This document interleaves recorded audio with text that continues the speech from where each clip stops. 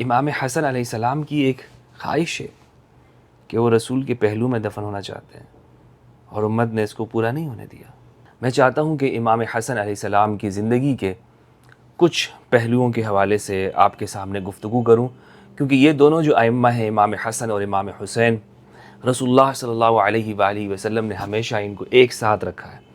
سیدہ شباب اہل الجنہ، جنتی نوجوانوں کے سردار ہیں، ریحانتا ہیں، رسول اللہ صلی اللہ علیہ وآلہ وسلم کے دو پھول ہیں۔ تو امام حسن علیہ السلام کی زندگی کو بہت، ان کی زندگی کا ایک پہلو میں آپ کے سامنے بیان کرنا چاہتا ہوں کہ جو ان کی مظلومیت سے تعلق رکھتا ہے۔ اور یہ امام حسن کی مظلومیت ہے میرے بھائی کہ ان کے حوالے سے تاریخ کے اندر بہت کچھ ایسی گفتگو کی گئی ہے کہ جس کا حقیقت سے کوئی تعلق نہیں ہے۔ مثلا لوگ کہتے ہیں کہ تم امام حسین کی زندگی بیان کرتے ہو، شاید لوگوں کے دماغ میں یہ ہے کہ امام حسن علیہ السلام کا ذکر نہیں کیا جاتا، یا وہ ہمیشہ صلحہ ایسے شخص تھے کہ جو مصلحت اختیار کرتے تھے اور صلح کرتے تھے، اور گویا کہ جنگ کے اندر ان کا کوئی کردار نہیں رہا، بہادری کے ساتھ ان کا کوئی ایسا کوئی واسطہ نہیں تھا۔ تو یہ جو تصور ذہن میں پیدا ہوتا ہے، اس کو میں چاہتا ہوں کہ ہم اس تصور کا خاتمہ کریں۔ امام حسن علیہ السلام جمل میں شریک تھے، قائد تھے، لیڈر تھے، صفین کے اندر کمانڈر ہیں، صفین کی قیادت کرنے والے ہیں امام حسن علیہ السلام۔ تو جنگجو ہیں، لیکن جو صلح آپ نے کی ہے وہ رسول اللہ صلی اللہ علیہ وآلہ وسلم نے خود اس کے بارے میں ارشاد فرمایا کہ مسلمانوں کے جو دو گروہ ہیں لشکر کے اعتبار سے بڑے، ان کے درمیان میں خون نہ بہے، اور اس لیے میرا یہ بیٹا سردار ہے، یہ صلح کرے گا۔ اس روایت کے اندر بھی آپ یہ دیکھیں، بخاری کی روایت میں بعض جگہ ایسی ہیں کہ جو قابل یعنی سند کے اعتبار سے اور درایت کے اعتبار سے ٹھیک نہیں ہیں، لیکن یہ جو ٹکڑا ہے کہ میرا یہ بیٹا سردار ہے اور یہ صلح کرے گا، اس میں یہ حضرت جابر بن عبداللہ سے بھی مروی اور ابو بکر ثقفی سے ہے۔ تو جو جابر بن عبداللہ سے وہ روایت درست ہے، اور اس میں صرف یہی ہے کہ میرا یہ بیٹا سردار ہے۔ تو سردار رسول اللہ صلی اللہ علیہ وآلہ وسلم نے امام حسن کو فرمایا، کسی اور کو سردار نہیں کہا کہ یہاں پر کوئی شخص کہے کہ آپ نے کسی اور کی بیعت کر لی۔ تو امام حسن علیہ السلام وہ سید ہیں، سردار ہیں، اور آپ نے صلح کی اور اس ذریعے سے مسلمانوں کے خون کو آپ نے بہنے سے بچایا۔ کہا جاتا ہے کہ آپ بہت شادیاں کرنے والے تھے اور آپ اس طرح زندگی گزارتے تھے، اور پھر اسی طرح آپ جنگوں سے دور رہتے تھے، بلکہ آپ تو ایسے تھے کہ آپ امام علی کو بھی جمل میں منع کر رہے تھے، صفین میں منع کر رہے تھے کہ آپ جنگ کیوں کر رہے ہیں وغیرہ وغیرہ۔ تو یہ ساری باتیں امام حسن کے حوالے سے کی جاتی ہیں۔ میں آپ کو حقیقت بتاتا چلوں دوستو کہ اگر امام حسن کے بارے میں جتنا کچھ لکھا گیا ہے، اور اگر میں نے وہ سارا آپ کے سامنے بیان کر دیا، تو شاید بہت سارے جو دوست احباب ہیں ان کے دلوں پر بہت بوجھ پڑ جائے گا اور وہ ناراض ہو جائیں گے، اس لیے کبیدہ خاطر ہو جائیں گے۔ اس لیے ان کو میں رہنے دیتا ہوں ان حقائق کو، لیکن کیا کریں، ہم تحقیق سے مجبور ہیں۔ جتنا ہمارے پاس ہماری کتابوں کے اندر، اہل سنت والجماعت کی صحیح کتابوں کے اندر باتیں لکھی ہوئی ہیں، میں چاہتا ہوں کہ وہ آپ کے سامنے پیش کروں۔ ان میں سے ایک چیز یہ ہے کہ میں ہمیشہ یہ بات کہتا ہوں کہ ہم تحقیق کے بندے ہمیں ہونا چاہیے، ہم تحقیق کے طالب علم ہونے چاہیے، اور تحقیق کا وہ ہر طرح کے تعصبات سے اوپر اٹھ کر انسان بات کرتا ہے۔ یعنی یہ نہیں ہے کہ میرے فرقے کی ہے، میرے مسلک کی ہے، میرے نظریات سے ملتی جلتی باتیں ہیں تو میں آپ کے سامنے پیش کر دوں، نہیں، تحقیق کی دنیا میں پوری اترتی ہے تو اس کو ہمیں آگے بیان کرنا چاہیے۔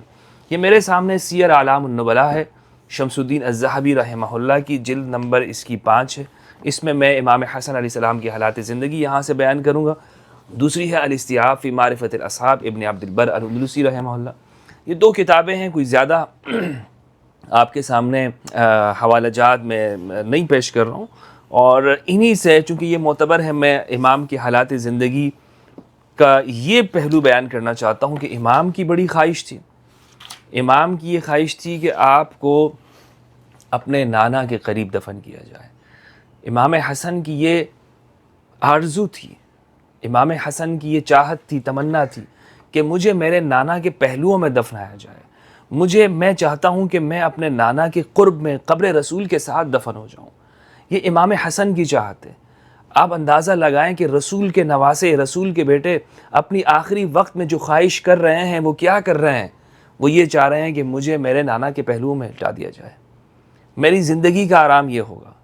لیکن کیا اس امت نے اس خواہش کو پورا ہونے دیا؟ آج لوگ کہتے ہیں کہ آپ مظلومیت کو کیوں بیان کرتے ہیں، کیا فائدہ ہے، چھوڑیں، اگر مروان نے دفنانے نہیں دیا وہاں پر، اگر نہیں ہوا تو ایک واقعہ چلا گیا، ہو گیا، ختم ہو گئی بات۔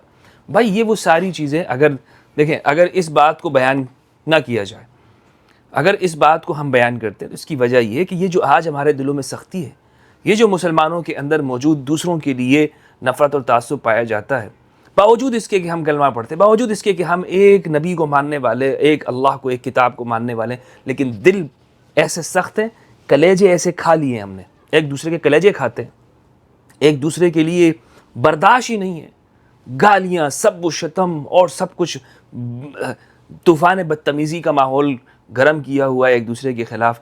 کیا یہ حقیقت نہیں ہے؟ کیا ہے اس کے پیچھے اسباب؟ کیا ہے؟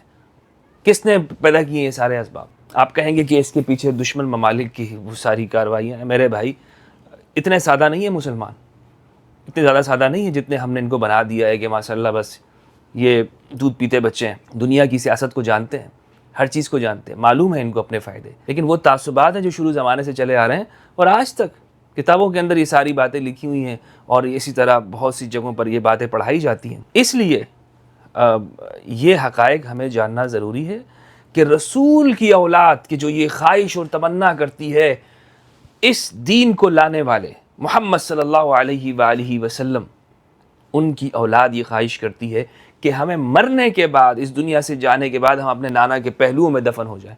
امت اس خواہش کو پورا نہیں کرتی۔ افسوس کا مقام ہے یا نہیں ہے؟ اتنے افسوس کا، اور کیوں ایسا کیوں ہوا؟ یہ سارے واقعات کیوں ہوئے؟ امام حسن علیہ السلام کہا کرتے تھے کہ ہم اہل البیت علیہ السلام ہیں۔ یہ ان کے علاوہ، اہل البیت کے علاوہ کسی نے دعویٰ نہیں کیا، کسی نے اپنی زبان سے نہیں کہا کہ ہم اہل البیت ہیں، ہم آیت تطہیر کے مصداق ہیں۔ یہ میں آپ کے سامنے بڑی ذمہ داری کے ساتھ یہ عرض کرتا ہوں۔ یہ ائمہ اہل البیت علیہ السلام سے یہی بات کرتے ہیں کہ آیت تطہیر جو قرآن مجید کے اندر ہے، انما یرید اللہ لیذھب عنکم الرجس اہل البیت ویطہرکم تطہیرا، اس آیت کے مصداق صرف ہم لوگ ہی ہیں اور ہمارے علاوہ اور کوئی نہیں ہے۔ ان کے فضائل بہت زیادہ ہیں، ذہبی رحمہ اللہ نے شروع میں فضائل ذکر کیے ہیں اور ان کو میں رہنے دیتا ہوں۔ کہتے ہیں صفحہ نمبر 154 پہ، ان اہل العراق لما بایعوا الحسن قالوا له سر الى هؤلاء الذين عصوا الله ورسوله وارتكبوا العظائم، کہ جب امام حسن کی بیعت ہو گئی تو اہل عراق نے امام حسن سے کہا کہ یہ جو لشکر ہے ان کی جانب آپ جائیں جنہوں نے اللہ اور اس کے رسول کی نافرمانی کی ہے اور بڑے بڑے گناہ کیے ہیں۔ فسار الی اہل الشام، تو امام حسن شامیوں کی طرف روانہ ہوئے۔ واقبل معاویہ حتی نزل جسر منبج، جسر منبج کے پاس معاویہ کے لشکر کے ساتھ ملاقات ہوئی۔ یہ ایک طویل واقعہ ہے، ذہبی رحمہ اللہ آگے ذکر کرتے ہیں۔ جب صلح ہو گئی تو اس صلح کے اندر یہ بات تھی، صلح کی شرائط میں سے یہ بات تھی، ثم کاتب معاویہ فی الصلح علی ان یسلم له 3 خصال، 3 شرائط ان میں سے تھی۔ ایک یہ کہ یسلم له بیت المال فیقضی منہ دینہ ومواعیدہ، ایک تو بیت المال میں سے حصہ ملا کرے گا، ویتحمل منہ هو وآلہ، اچھا، ولا یسب علی وہو یسمع، اور دوسری جو شرط ہے صلح امام حسن میں سے کہ علی پر سب نہیں کیا جائے گا اس حال میں کہ یہ سن رہے ہوں، یعنی یہ سن رہے ہوں، یہ موجود ہو، ان کے سامنے علی پر سب نہیں کیا جائے گا، یہ دوسری شرط تھی۔ یہ امام حسن علیہ السلام نے صلح کی، اور اسی طرح ابن عبد البر نے بھی اس بات کو لکھا ہے، فتح الباری کے اندر ابن حجر عسقلانی نے صحیح سند کے ساتھ لکھا ہے صلح امام حسن کی شرائط، اور اس پر میں گفتگو کر چکا ہوں، اور اسی طرح طبقات ابن سعد کے اندر یہ شرائط موجود ہیں، صحیح سند کے ساتھ میں ان شرائط کو ذکر کر چکا ہوں، جو یہ اس جگہ موقع نہیں ہے۔ میں یہاں پر جو جس موضوع پر گفتگو کرنا چاہتا ہوں اس کی طرف میں چل رہا ہوں۔ کہتے ہیں کہ وَكَفَّ مُعَاوِيَةُ عَنْ سَبِّ عَلِيٍّ وَالْحَسَنُ يَسْمَعُ، اور معاویہ اس بات سے رک گئے عن سب علی، علی کو سب کرنے سے، اس حال میں کہ حسن سن رہے ہوں، اس حال میں کہ امام حسن علیہ السلام سن رہے ہوں۔ صفحہ نمبر 158 پہ بیان کیا، کہتے ہیں ہلال بن یساف سے روایت ہے، وہ کہتے ہیں میں نے امام حسن کو ارشاد فرماتے ہوئے سنا، آپ کہتے ہیں یا اہل الکوفہ، اے کوفہ کے لوگوں، اتقوا اللہ فینا، ہمارے معاملے میں اللہ سے ڈرو، ہمارے معاملے میں اللہ سے ڈرو۔ فَإِنَّا أُمَرَاؤُكُمْ، ہم تمہارے امیر ہیں، وَإِنَّا أَضْيَافُكُمْ، تمہارے مہمان ہیں، وَنَحْنُ أَهْلُ الْبَيْتِ الَّذِينَ قَالَ اللَّهُ فِيهِمْ، ہم وہ اہل البیت ہیں جن کے بارے میں اللہ سبحانہ و تعالیٰ نے فرمایا انما یرید اللہ لیذھب عنکم الرجس اہل البیت ویطہرکم تطہیرا۔ اللہم صلی علی محمد وعلی محمد۔ یہ جو الفاظ ہیں اس طرح کے کہ یہ آیت ہمارے بارے میں اتری ہے، امام حسن امام حسین اہل البیت کے علاوہ اور کسی نے نہیں کہا، نہ ازواج یہ کہتی ہیں اور نہ ہی صحابہ یہ کہتے ہیں کہ اس میں کوئی اور شامل ہیں۔ اچھا دوستو، یہ کچھ چند وہ چیزیں تھیں جو میں نے آپ کے سامنے بیان کی۔ امام حسن علیہ السلام کو زہر دیا گیا، کس نے زہر دیا؟ ذہبی نے اس بارے میں لکھا ہے، ابن عبد البر نے لکھا ہے، اور نام جو ہے وہ جادہ بنت اشعث بن قیس کا آتا ہے، اور یہ اشعث بن قیس کی جو بیٹی ہیں، اشعث بن قیس کا کردار خود بھی بہت متنازع رہا ہے۔ یہ پہلے اسلام قبول کیا رسول اللہ کے زمانے میں، پھر مرتد ہو گئے، پھر حضرت ابوبکر کے زمانے میں پھر ان کو حضرت ابوبکر نے اپنی بیٹی کا رشتہ دیا اور ان کا اسلام قبول کر لیا۔ مرتد ہو گئے تھے یہ اور اسلام سے پھر گئے تھے۔ تو اب یہ جو کہتے ہیں کہ بھائی مرتد کی سزا سرطن سے جدا ہے، تو اشعث بن قیس کا اسلام حضرت ابوبکر نے قبول کیا ہے، اور وہ ان کا گناہ بڑھا ہے، رسول کے زمانے کے قریب ہے۔ ہم تو پھر بھی آج کل کے زمانے کے اگر کوئی شخص اللہ نہ کرے الیاذ باللہ وہ اسلام سے پھر جاتا ہے تو اس کا کم درجے کا گناہ ہے، کیونکہ رسول اللہ کے زمانے سے بہت دور ہے، اور وہ تو اشعث بن قیس تو رسول کے زمانے کے بہت قریب ہے، خود رسول اللہ کے اوپر کلمہ پڑھا ہے، تو اس کا گناہ تو بہت بڑا ہوگا نا اشعث بن قیس کا۔ تو ان کی بیٹی ہیں جادہ، ان کے بارے میں کہتے ہیں ان جادۃ بنت الاشعث بن قیس سقت الحسن السم، امام حسن کو سم دیا، زہر دیا، فاشتکى فکان توضع تحتہ تشت وترفع اخرى نحو من 40 یوما، کہ آپ کے حالت یہ ہو گئی تھی کہ آپ کے نیچے برتن رکھ دیا جاتا تھا اور اس میں خون کی جو قے ہے وہ آپ کیا کرتے تھے۔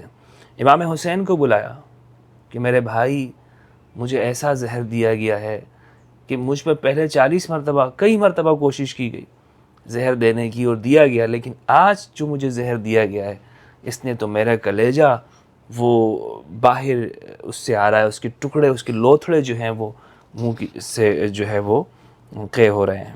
صفحہ نمبر 162 پر کہتے ہیں، ابی حازم سے روایت ہے، وہ کہتے ہیں لما حضر الحسن قال للحسین، کہ جب امام حسن علیہ السلام کا آخری وقت تھا تو آپ نے امام حسین سے کہا مجھے ادفنی عند ابی یعنی النبی صلی اللہ علیہ وآلہ وسلم، مجھے میرے باپ میرے والد یعنی نبی صلی اللہ علیہ وآلہ وسلم کے پاس دفنانا، الا ان تخاف الدماء، مگر یہ کہ تمہیں خون کا خوف ہو، کہ خون کہیں خون ریزی نہ ہو، فدفنی فی مقابر المسلمین، اللہ اکبر، تو پھر مجھے مسلمانوں کے مقبرے میں وہاں پر دفنا دینا۔ یہ دیکھیں اہل البیت کا کرم، اہل البیت ہمیشہ یہ چاہتے ہیں کہ مسلمانوں کے درمیان میں وہ خون ریزی نہ ہو۔ یہ امام حسن ہو یا امام حسین علیہ السلام، یہ اہل البیت کی تعلیمات ہیں، دین اسلام کی تعلیمات ہیں، اور ایسا نہیں ہے کہ آپ جنگ نہیں جانتے، جب جنگ کی باری آتی ہے تو صفین میں پھر سب سے آگے ہوتے ہیں امام حسن علیہ السلام، علی ان کو قیادت دیتے ہیں، لیکن وہ دیکھتے ہیں کہ امت کے اندر اپنی ذات کی باری ہے یا شریعت کی بات ہے، اپنی ذات کی بات ہے تو پھر ہم اپنی ذات کو پیچھے بھی کر دیتے ہیں۔ یہ اہل البیت کا ایک کمال ہے۔ کہتے ہیں فلما قبض تصلح الحسین، جب امام حسن کا وصال ہو گیا، امام حسین نے جنگی لباس پہنا، وجمع موالیہ، اپنے لوگوں کو جمع کیا، فقال له ابو ہریرہ نے کہا میں آپ کو قسم دیتا ہوں کہ آپ اپنے بھائی کی وصیت کو یاد کریں، یہ فإن القوم لن يدعوك حتى يكون بينكم دماء، یہ لوگ آپ کو خون بہانے کے بغیر نہیں چھوڑیں گے، یہ جو نظر آ رہے ہیں مدینہ کے اندر یہ چاہتے یہی ہیں کہ خون بہے۔ فدفنہ بالبقیع، تو امام حسین نے امام حسن کو بقیع میں دفنا دیا۔ حضرت ابو ہریرہ کہتے ہیں کہ میں نے ان لوگوں سے کہا کہ مجھے یہ بتاؤ اگر حضرت موسیٰ کا بیٹا وہ لایا جائے اور وہ اسے اپنے والد کے قریب میں دفنانے سے روکا جائے تو یہ ظلم ہوگا یا نہیں ہوگا؟ لوگوں نے کہا ہاں بہت ظلم ہوگا۔ تو ابو ہریرہ نے کہا کہ میں نے ان سے کہا کہ تم یہ بات تو مانتے ہو، لیکن یہاں پر رسول کے بیٹے کو اپنے والد کے ساتھ یعنی محمد صلی اللہ علیہ وآلہ وسلم کے قریب میں دفنانے نہیں دینا چاہتے۔ یہ کیا کس طرح سے تمہارے پیمانے ہیں اور کیا گفتگو ہے تمہاری؟ اللہ اکبر۔ حضرت ابو ہریرہ کہا کرتے تھے کہ اللہ مروان کو قتل کرے، وہ یہ کہتا تھا کہ میں ابن ابی تراب کو رسول اللہ کے قریب میں دفن نہیں ہونے دوں گا، کیونکہ انہوں نے عثمان رضی اللہ عنہ کو بقیع میں دفن کیا۔ اب دیکھیں نا، اندازہ لگائیں، وہ جو کل والی گفتگو تھی ہم نے کی تھی عثمانی اور علوی فرق، یہ فرق ہے، یہ فرق پہلے سے یہ تقسیم ہو چکی ہے مسلمانوں میں۔ مروان اہل البیت سے دشمنی کر رہا ہے، کس نام کے اوپر کر رہا ہے کہ انہوں نے حضرت عثمان کو یہاں پر دفن نہیں ہونے دیا رسول اللہ صلی اللہ علیہ وآلہ وسلم کے قریب میں، تو پھر ہم تو امام حسن کو ان کو بھی دفن نہیں ہونے دیں گے۔ کیا سوچ ہے اس زمانے کے اندر موجود؟ تقسیم ہو چکی ہے یا نہیں ہو چکی ہے؟ تو ابو ہریرہ کہتے ہیں کہ میں نے سنا کہ یہ مروان یہ بات کیا کرتا تھا، مروان یہ بات کرتا تھا، جعل الحسن یعز للحسین یا اخی ایاک ان تسفک دما۔ امام حسن نے امام حسین علیہ السلام سے فرما دیا تھا کہ یہ لوگ ایسا نہیں کرنے دیں گے۔ یہ لوگ امام حسن دیکھ رہے ہیں، جان رہے ہیں کہ یہ مروان اور یہ جو لوگ ہیں جو اس کے ارد گرد ہیں، یہ کبھی بھی یہ نہیں چاہیں گے کہ میں رسول اللہ صلی اللہ علیہ وآلہ وسلم کی قرب مجھے ملے۔ اگلی روایت ہے، کہتے ہیں وَأَبْرَدَ مروان إِلَى مُعَاوِيَةَ بِخَبَرِهِ، مروان نے معاویہ تک یہ بات پہنچائی وَأَنَّهُمْ يُرِيدُونَ دَفْنَهُ مَعَ النَّبِيِّ صلی اللہ علیہ وآلہ وسلم وَلَا يَصِلُونَ إِلَى ذَلِكَ أَبَدًا وَأَنَا حَيٌّ۔ مروان یہ خبر پہنچا رہا ہے کہ حسن کا انتقال ہو گیا ہے، اور یہ لوگ یہ چاہتے ہیں کہ حسن ابن علی کو رسول اللہ کے قرب میں دفنا دیں، قبر کے پاس دفنائیں۔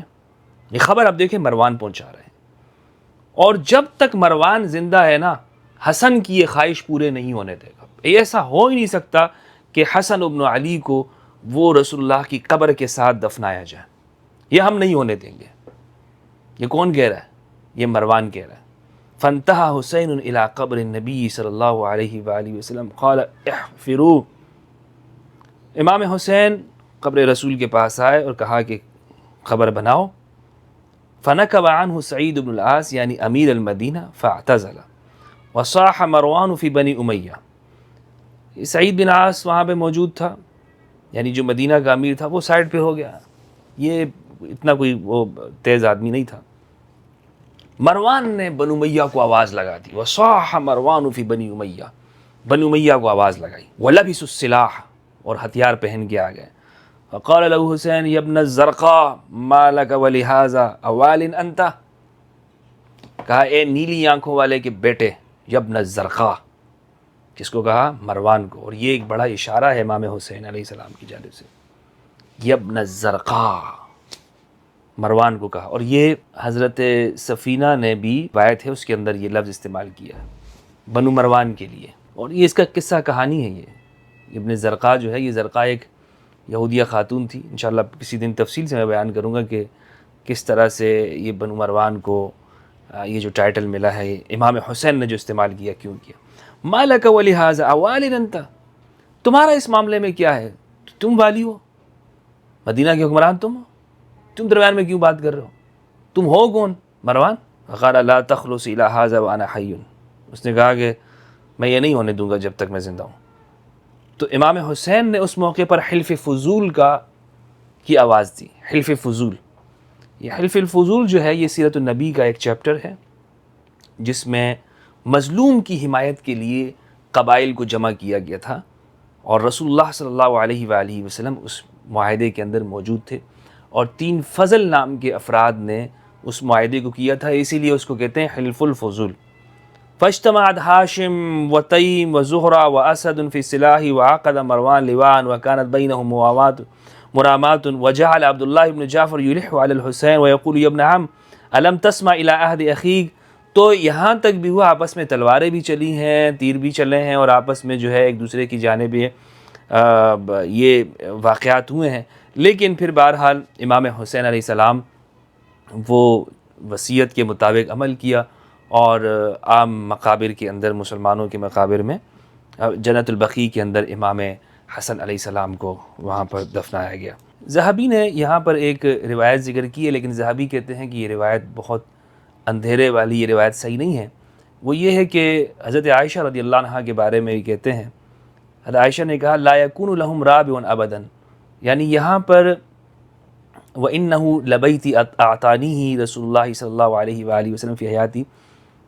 حضرت عائشہ رضی اللہ عنہا کے حوالے سے ذہبی یہ کہتے ہیں کہ ان کا یہ قول ہے کہ یہ میرا گھر ہے اور یہاں پر کوئی چوتھے کی جگہ نہیں ہوگی، لیکن ذہبی یہ کہتے ہیں کہ یہ اسناد مسلم ہے، حضرت عائشہ رضی اللہ عنہا نے جگہ دے دی تھی، اور ابن عبد البر نے بھی اس بات کو لکھا ہے کہ جگہ دے دی تھی، لیکن مروان کی وجہ سے آپ یہاں پر نہیں دفنائے گئے۔ مروان وہ شخص ہے کہ جس نے یہ سارا یہ تباہی کی ہے، اور اگلے ہی صفحے پر صفحہ 164 پر انہوں نے لکھا ہے وَقَدْ كُنْتُ طَلَبْتُ إِلَىٰ عَائِشَةَ أَنْ أُدْفَنَ فِي حُجْرَتِهَا فَقَالَتْ نَعَمْ وَإِنِّي لَا أَدْرِي لَعَلَّ ذَلِكَ كَانَ مِنْهَا حَيَاءً فَإِذَا مَا مِتُّ فَاطْلُبْ ذَلِكَ إِلَيْهَا۔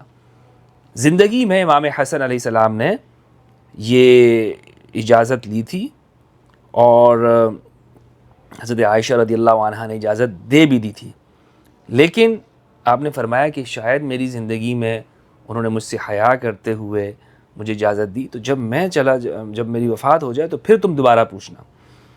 فَإِذَا مَا مِتُّ فَاطْلُبْ ذَلِكَ إِلَيَّ وَمَا أَظُنُّ الْقَوْمَ إِلَّا سَيَمْنَعُونَكَ۔ اور امام حسین سے کہا کہ مجھے معلوم ہے کہ یہ قوم آپ کو منع کرے گی، یہ مجھے وہاں پر دفنانے نہیں دیں گے۔ فَإِنْ فَعَلُوا فَادْفِنِّي فِي الْبَقِيعِ فَلَمَّا مَاتَ قَالَتْ عَائِشَةُ نَعَمْ وَكَرَامَةٌ۔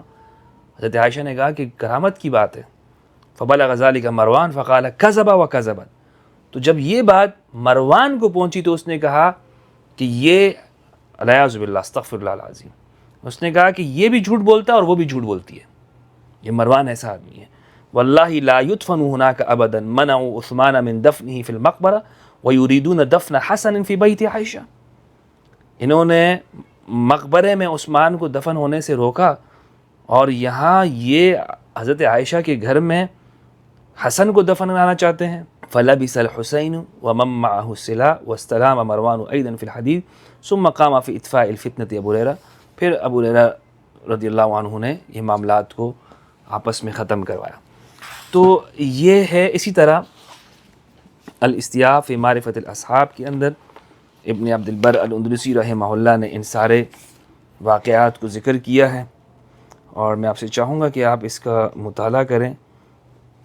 شرائط بھی لکھی گئی ہیں جو صلح حسن کی شرائط ہیں، اور اس پورے واقعے کو یہاں پر ذکر کیا ہے کہ کس طرح سے یہ میں آپ دیکھ سکتے ہیں، یعنی الاستیاب کے اندر جو احوال زندگی ہے اس کو جیسے ترتیب ہجا، حروف ہجا کے ترتیب پہ لکھے ہیں، تو سین نون میں آپ امام حسن کے حالات زندگی میں پڑھ سکتے ہیں۔ تقریباً ایک ہی طرح کے حالات و واقعات ہیں جو ذہبی نے لکھے ہیں یا ابن عبد البر نے لکھے ہیں۔